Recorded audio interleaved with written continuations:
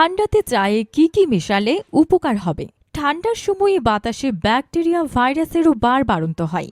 সংক্রামক রোগ খুব দ্রুত ছড়িয়ে পড়ে। তাই শরীর সুস্থ রাখতে কেবল মুঠো ওষুধ খেলেই হবে না, শরীরের নিজস্ব রোগ প্রতিরোধ ক্ষমতা বাড়িয়ে রাখতে হবে। সেই বিষয়ে শোনাচ্ছেন ডক্টর পাল হোমিও হলের প্রধান ডক্টর বিশ্বনাথ পাল। মরশুম বদলের এই সময়ে জ্বর সর্দি কাশি লেগেই থাকবে। হাঁপানি বা সিওপিডি আছে যাদের, তাদের কষ্ট আরও বেশি। ঠান্ডা লাগলে শ্বাসের সমস্যা দেখা দেবে। তাছাড়া ঠান্ডার সময়ে বাতাসে ব্যাকটেরিয়া ভাইরাসেরও বাড়ন্ত হয়। সংক্রামক রোগ খুব দ্রুত ছড়িয়ে পড়ে। তাই শরীর সুস্থ রাখতে কেবল মুঠো ওষুধ খেলেই হবে না, শরীরের নিজস্ব রোগ প্রতিরোধ ক্ষমতা বাড়িয়ে রাখতে হবে। তার জন্য বিভিন্ন ডিটক্স পানীয় যেমন জরুরি, তেমন রোজের খাওয়া দাওয়াতেও নজর দিতে হবে। ডিটক্স পানীয় অনেকেই খান না, বিশেষ করে বাড়ির প্রবীণ সদস্যদের জোর করে এমন পানীয় খাওয়াতে পারবেন না। তার থেকে রোজের চায়ে এমন কিছু উপাদান মিশিয়ে দিন যা স্বাভাবিকভাবে শরীরের রোগ প্রতিরোধ ক্ষমতা অনেকটা বাড়িয়ে দিতে পারে। চায়ে কি মেশালে উপকার হবে? আদার রস। আদা দিয়ে লিকার চা খেতে পছন্দ করেন অনেকেই। রোজ সকালে চায়ে মিশিয়ে দিন আদার রস। আদায় প্রচুর পরিমাণে অ্যান্টিঅক্সিডেন্ট আছে, যা শরীরের রোগ প্রতিরোধ শক্তি তো বাড়াবেই, পাশাপাশি বাতের ব্যথা, পেশিতে টান ধরার সমস্যা, সর্দি কাশি, গলা ব্যথার কষ্টও কমাবে। আদা দিয়ে চা খেলে গ্যাস অম্বলের সমস্যাও কমবে। দারচিনি। চায়ে 1 চিমটি দারচিনি মিশিয়ে দিলে স্বাদ যেমন বাড়ে, তেমনই শরীরেরও নানা উপকার হয়। দারচিনিতে রয়েছে ভিটামিন বি এবং ভিটামিন কে। এই 2 ভিটামিন যে কোনো রকম সংক্রামক রোগ থেকে শরীরকে রক্ষা করতে পারে।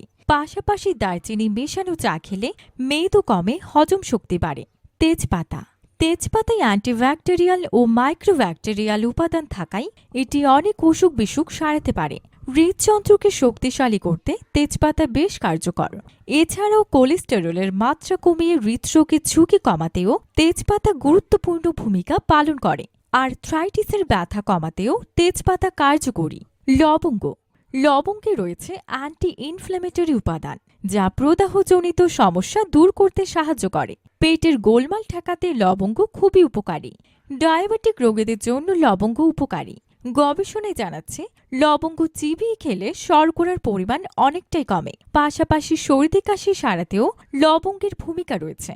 1 কাপ গরম জলে 4 থেকে 5টি লবঙ্গ দিয়ে কিছুক্ষণ ঢেকে রেখে দিন। একটু ঠান্ডা হলে খেয়ে নিন।